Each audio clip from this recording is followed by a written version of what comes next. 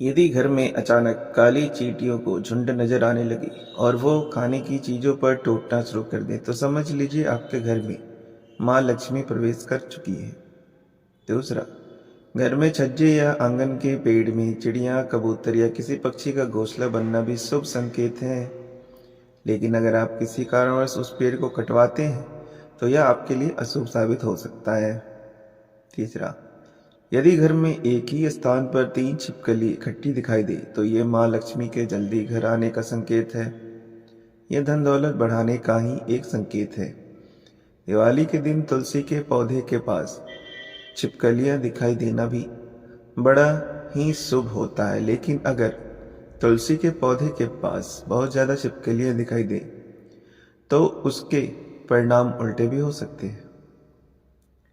चौथा, यदि आपकी दाहिनी हथेली पर लगातार खुजली हो रही है तो इसका साफ मतलब है कि आपके हाथ कोई मोटी रकम लगने वाली है।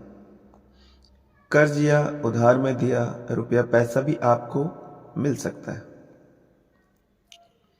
पांचवा, यदि आपको सपने में झाड़ू, उल्लू, घड़ा या सुराही, हाथी, नेवला, शंख, छिपकली, सितारा, सांप या गुलाब का फूल दिखाई दे तो समझ लीजिए आपका बैंक बैलेंस बढ़ने वाला है।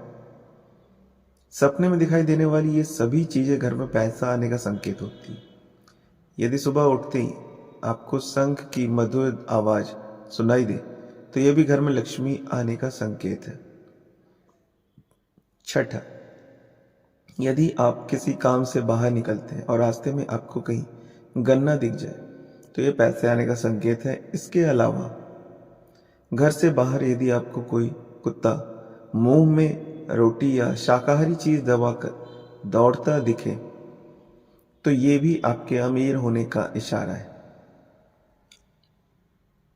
और सातवां, सुबह घर से निकलते हुए यदि आप किसी को कई दिनों तक लगातार झाड़ू लगाते हुए देखें तो समझ लें कि कोई बड़ा विवाद सुलझने वाला है। साथ ही ये आपके बहुत जल्द ही अमीर होने का भी संकेत है।